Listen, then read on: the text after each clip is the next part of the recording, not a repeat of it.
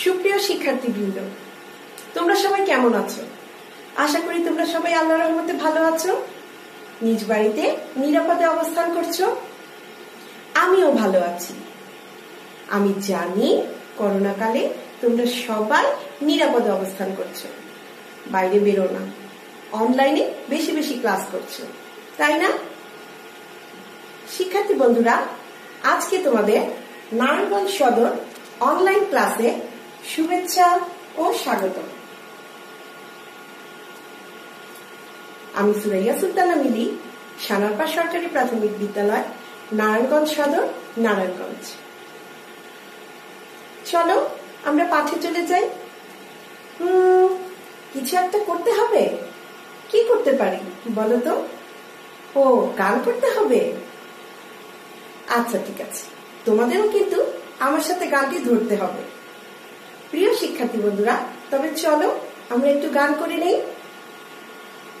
মুক্ত মালার ছাতে মাথায় বর্ষা এলো রে, সারা গায়ে গোলাপ পানি ছিটিয়ে দিল রে, সারা গায়ে গোলাপ পানি ছিটিয়ে দিল রে, ঝুমুর ঝুমুর ঝর্ণা হলো আকাশটা, সামাল সামাল দামাল দামাল বাতাসটা, মনের খাঁচার পাখিটাও ব্যাকুল হলো রে, বনের খাঁচার পাখিটাও ব্যাকুল হলো রে।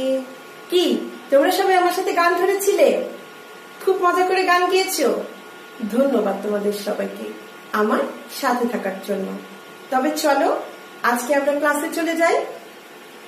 আজকে তোমাদের আমি পড়াবো ষষ্ঠ অধ্যায়ে আবহাওয়া ও জলবায়ু পরিবর্তনে জলবায়ু পরিবর্তন পাঠটি। প্রিয় শিক্ষার্থী বন্ধুরা, তোমরা সবাই নিশ্চয়ই বই খাতা নিয়ে এসেছো। তোমাদের খাতা খুলে আজকের পাঠটি শিরোনাম তোমাদের খাতায় লিখে নাও। তোমাদের আজকের পাঠের শিরোনাম হচ্ছে জলবায়ু পরিবর্তন। তোমরা সবাই লিখেছো নিশ্চয়ই। আজকের তারিখ দিয়ে আজকের পাঠটি লিখবে জলবায়ু পরিবর্তন। প্রিয় শিক্ষার্থী বন্ধুরা, জলবায়ু পরিবর্তন সম্পর্কে আলোচনা করার জন্য প্রথমেই আমাদেরকে জানতে হবে আবহাওয়া ও জলবায়ু কি। তাহলে আবহাওয়া বলতে আমরা কি বুঝি? আবহাওয়া হচ্ছে কোন স্থানের স্বল্প সময়ে গড় তাপমাত্রা ও গড় বৃষ্টিপাতের পরিমাপকে বোঝায়। শিক্ষার্থী বন্ধুরা, চলো আমরা একটু স্ক্রিনে দেখে নিই।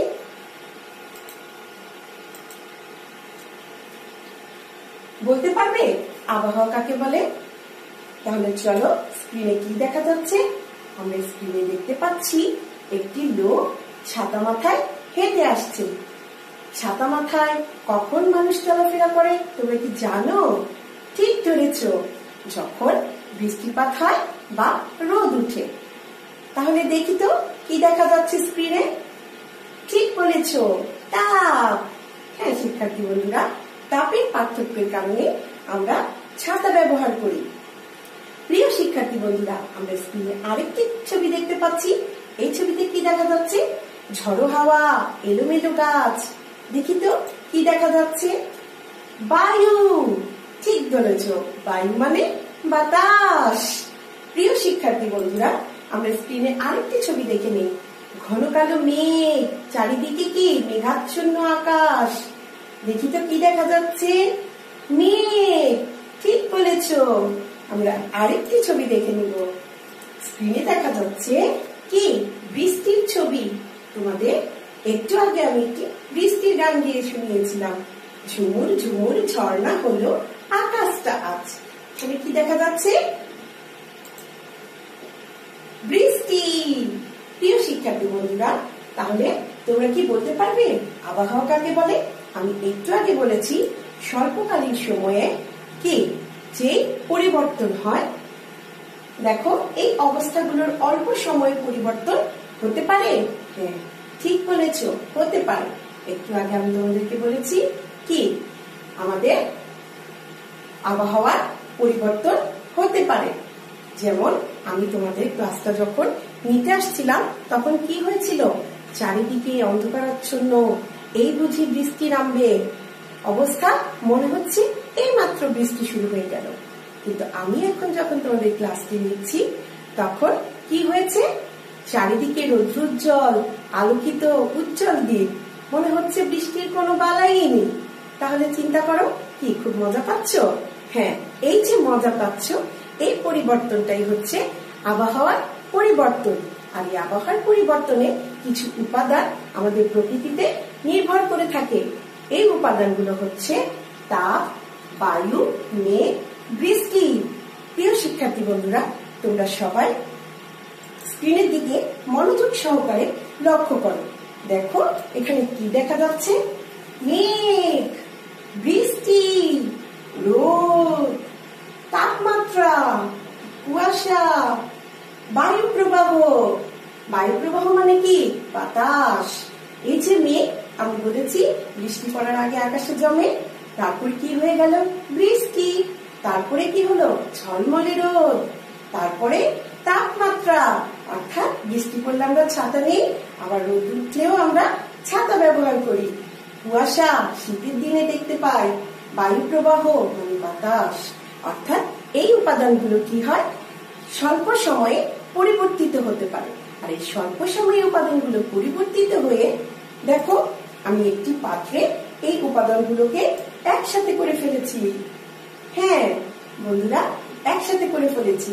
এখন বলো তো কি হবে, দেখি তো তোমরা পারো কিনা। ঠিক বলেছো, আবহাওয়া। এই উপাদানগুলো সবগুলো যখন একসাথে হয়ে যায় তখন কি হয়ে যায়? আবহাওয়া হয়ে যায়। ধন্যবাদ তোমাদেরকে। প্রিয় শিক্ষার্থী বন্ধুরা, আমরা একটু স্ক্রিনে দেখে নেই। নির্দিষ্ট সময়ে কোনো নির্দিষ্ট স্থানে আকাশ ও বায়ুমণ্ডলের সাময়িক অবস্থাকে আবহাওয়া বলে। অর্থাৎ নির্দিষ্ট কোনো সময় নির্দিষ্ট কোনো স্থানে যখন আকাশ ও বায়ুমণ্ডলের অবস্থা সাময়িক, অর্থাৎ এখন পরিবর্তিত হয়েছে, আবার কিছুক্ষণ পরে পাল্টেও যেতে পারে, এরকম পরিস্থিতিতে বা অবস্থাকে আমরা কি বলে থাকি? আবহাওয়া। তাহলে প্রিয় শিক্ষার্থী বন্ধুরা, তোমরা আবহাওয়া বলতে কি তা বুঝেছ নিশ্চয়ই।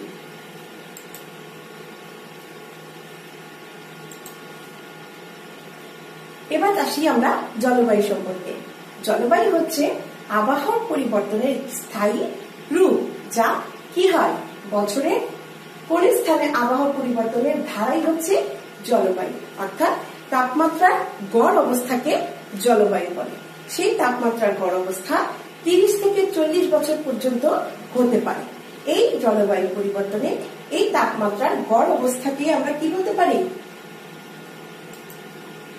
জলবায়ু বলতে পারি। দেখো স্ক্রিনে দেখা যাচ্ছে প্রথম বছর, দ্বিতীয়, তৃতীয়, চতুর্থ, পঞ্চম, ষষ্ঠ, সপ্তম, অষ্টম, নবম।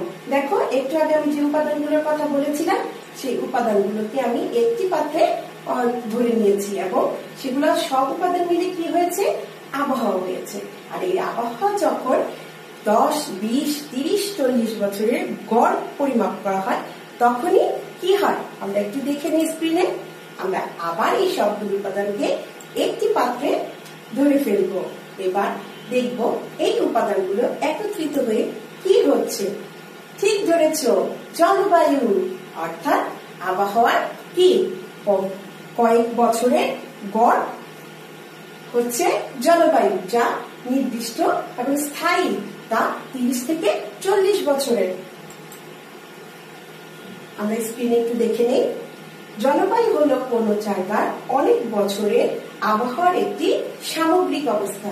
আমি আগেই বলেছি একটি স্থায়ী বা রূপ, এটি একটি স্থায়ী রূপ। অর্থাৎ সামগ্রিক মানে সবগুলো একসাথে, অর্থাৎ আবহাওয়ার সবগুলো কি উপাদান একসাথে হয়ে দীর্ঘ সময়ের পরিবর্তনই জলবায়ু বলে। শিক্ষার্থী বন্ধুরা, জলবায়ু পরিবর্তনের প্রভাবে আমাদের নানা রকমের সমস্যার সৃষ্টি হচ্ছে। এই সমস্যাগুলো আমাদের কি হচ্ছে? জনজীবনে গভীরভাবে প্রভাব পড়ছে। আর এই জনজীবনে গভীরভাবে প্রভাব পড়ার ফলে কি হচ্ছে?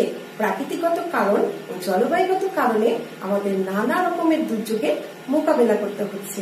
যেমন বন্যা, ঘূর্ণিঝড়, জলোচ্ছ্বাস, ভূমিকম্পের মতো নানা প্রাকৃতিক দুর্যোগ। আর এই প্রাকৃতিক দুর্যোগগুলো কি হচ্ছে? আমাদের মোকাবেলা করতে হচ্ছে।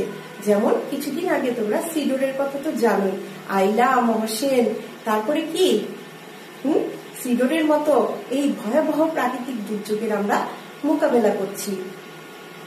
প্রিয় শিক্ষার্থী বন্ধুরা, এইসব দুর্যোগের কারণে কি হচ্ছে, আমাদের মানব সৃষ্ট কারণে আমাদের জনজীবন কি অতিষ্ঠ হয়ে যাচ্ছে, আমরা নানা সমস্যার সম্মুখীন হচ্ছি। মানব সৃষ্ট দূষণ হচ্ছে মানুষের দ্বারা সৃষ্টি দূষণ। মানুষের দ্বারা সৃষ্টি দূষণ কি করে, আমাদের নানাভাবে আমাদের জনজীবনকে গভীরভাবে প্রভাব ফেলে। তার আগে আমি তোমাদেরকে একটি একক কাজ দিতে চাই, দেখি তো তোমাদের মনে আছে কিনা। প্রিয় শিক্ষার্থী বন্ধুরা, যেহেতু করোনা কালে তোমরা বাড়িতে নিরাপদে অবস্থান করছো, সেহেতু তোমাদের কাজটি একাই করতে হবে। তবে স্ক্রিনে দেখো তোমাদের আজকের একক কাজ কি। আজকের একক কাজ হচ্ছে আবহাওয়া ও জলবায়ু বলতে কি বুঝো। আমি একটু আগে তোমাদের সাথে আলোচনা করেছি। আমি জানি তোমরা সবাই আবহাওয়া ও জলবায়ু বলতে এতক্ষণে বলে ফেলেছো। হ্যাঁ শিক্ষার্থী বন্ধুরা, তোমরা প্রশ্নটি খাতায় লিখে নাও এবং উত্তরটি ঝটপট তোমাদের খাতায় লিখে ফেলো। প্রিয় শিক্ষার্থী বন্ধুরা, আমি একটু আগে তোমাদের সাথে আলোচনা করছিলাম যে জলবায়ুগত কারণের মধ্যে অন্যতম একটি কারণ হচ্ছে মানব সৃষ্ট দূষণ। সেই মানব সৃষ্ট দূষণ সম্পর্কে আমরা একটু স্ক্রিনে দেখে নেই। শিক্ষার্থী বন্ধুরা, কি দেখা যাচ্ছে, জলবায়ু পরিবর্তনের কারণ। প্রাকৃতিক অবস্থান ও জলবায়ুগত পরিবর্তনের কারণে নানা রকমের দুর্যোগ হয়, আর এগুলোর মধ্যে অন্যতম কারণ মানব সৃষ্ট দূষণ।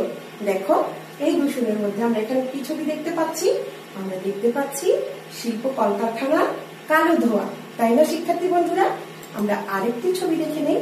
দেখো, এখানে কি দেখা যাচ্ছে, যানবাহনের কালো ধোঁয়া। তাহলে এই যানবাহনের কালো ধোঁয়া ও শিল্প কলকারখানার কালো ধোঁয়া আমাদের কি করে, জলবায়ু পরিবর্তনে কি প্রভাব বিস্তার করে।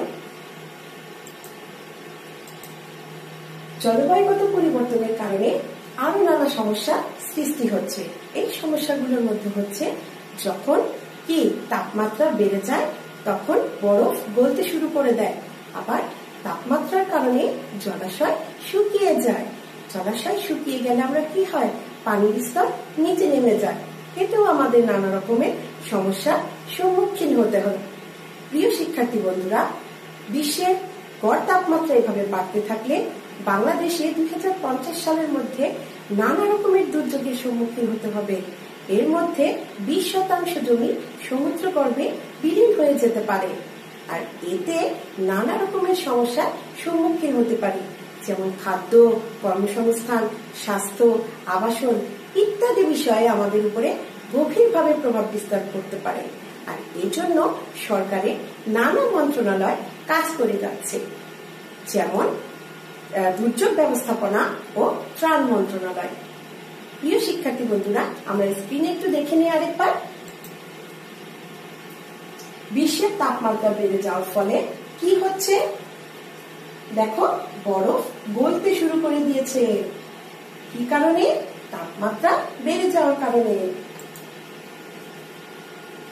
একদিকে যেমন বরফ গলে যাচ্ছে, অন্যদিকে কি হচ্ছে, মাঠ ঘাট শুকিয়ে চৌচির হয়ে যাচ্ছে, জলাশয় শূন্য হয়ে যাচ্ছে।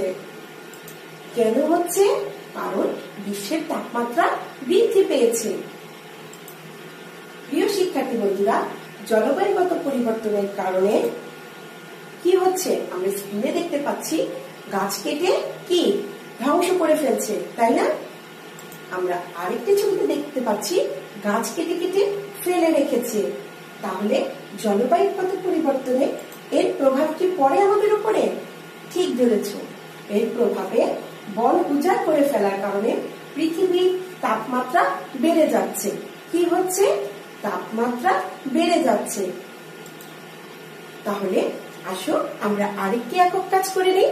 তোমাদের জন্য এখনের একক কাজটি হচ্ছে জলবায়ু পরিবর্তনের 3টি কারণ লিখো। তোমরা নিশ্চয়ই খাতায় প্রস্তুতি লিখে নিয়েছো। তোমরা অবশ্যই 3টি কারণও বলতে পারবে। প্রিয় শিক্ষার্থী বন্ধুরা, আমরা জানি এই জলবায়ু পরিবর্তনের কারণে আমাদের জনজীবনে নানা রকমের প্রভাব সৃষ্টি হচ্ছে। আমরা একটু আগেই আলোচনা করেছি। এখন আমরা স্ক্রিনে একটু দেখে নেই। জলবায়ু পরিবর্তনের প্রভাবে যা হচ্ছে। দেখো একটি কৃষক কি হচ্ছে, আকাশের দিকে তাকিয়ে হাহাকার করছে, তার ফসলের মাঠ কি শূন্য। দেখো আমাদের পূর্বের অবস্থা এবং বর্তমানের অবস্থা কি কারণে? জলবায়ু পরিবর্তনের কারণে। পূর্বে ছিল সুজলা শ্যামলা শস্য সুফলা আমাদের এই বাংলাদেশ প্রিয় জন্মভূমি।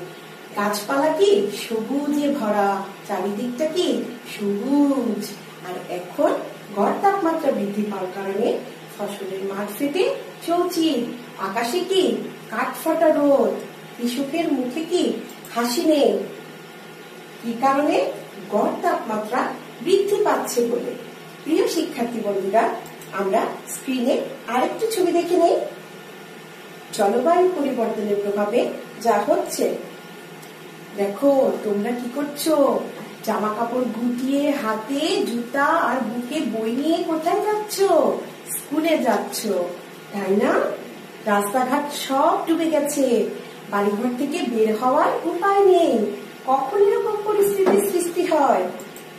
আরেকটা ছবিতে দেখে নেই, কৃষক কি করছে, তার মাঠে ফসল বুনেছে কিন্তু ফসল হচ্ছে না। কি কারণে হচ্ছে? ঠিক বলেছ, হচ্ছে অতিবৃষ্টি বা অনাবৃষ্টির কারণে।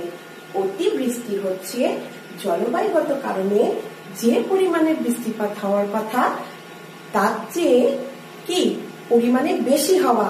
আর অনাবৃষ্টি হচ্ছে জলবায়ুগত কারণে বৃষ্টিপাতের তুলনায় বৃষ্টিপাত কম হওয়া। তাহলে বৃষ্টিপাত বেশি হলেও সমস্যা আর কম হলেও সমস্যা, তাই না শিক্ষার্থী বন্ধুরা? এই জলবায়ুগত পরিবর্তনের কারণে আমাদের এইসব সমস্যার মোকাবেলা করতে হচ্ছে। আমরা স্ক্রিনে আরেকটি ছবি দেখে নেই। কি ঝড়ো হাওয়া, এলোমেলো চারিদিকে, মেঘাচ্ছন্ন, লন্ডভন্ড চারিদিক, তাই না? ঠিক আছে, আমরা আরেকটি ছবিও দেখে নিই। কি হচ্ছে? গাছপালা ভেঙে রাস্তার উপরে পড়ে আছে। কেন পড়ে আছে? নিশ্চয়ই কোনো দুর্যোগের সম্মুখীন হয়েছিল, তাই না? তাহলে শিক্ষার্থী বন্ধুরা, কি হচ্ছে? ঘূর্ণিঝড়ের প্রকোপ বেড়ে যাচ্ছে। কি কারণে? আমাদের জলবায়ুগত পরিবর্তনের কারণে। এই ঘূর্ণিঝড় বেড়ে যাওয়াতে আমরা কি করছি? বারবার ঘূর্ণিঝড়, নানা রকমের দুর্যোগে মোকাবেলা করতে হচ্ছে। এতে আমাদের কি হচ্ছে? খাদ্য, স্বাস্থ্য, কর্মসংস্থান, বাসস্থান সবকিছুর কি সমস্যার সম্মুখীন হতে হচ্ছে। এছাড়াও আমরা স্ক্রিনে দেখে নেই, কি চারিদিকে পানিতে ভরে গেছে, বাড়িঘর ডুবে গেছে।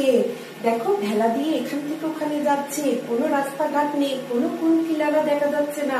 ফসলের মাঠ, ক্ষেত সব জলে ভরপুর, টইটুম্বুর। কখন হয়? হ্যাঁ বন্ধুরা, কখন হয়? বারবার ভয়াবহ বন্যা হচ্ছে বলে আমাদের কি হয়? চারিদিকে কি জলাশয় পূর্ণ হয়ে যায় আর আমাদের নানা কর্মকাণ্ডে বাধা সৃষ্টি করে। যার কারণে আমরা কি করতে পারি? বিদ্যালয়ে যেতে পারি না, তারপরে বাজারঘাট করতে পারি না, বাড়ি থেকে বের হতে পারি না, নিরাপদে কোনো স্থান থেকে অন্য স্থানে যেতে পারি না।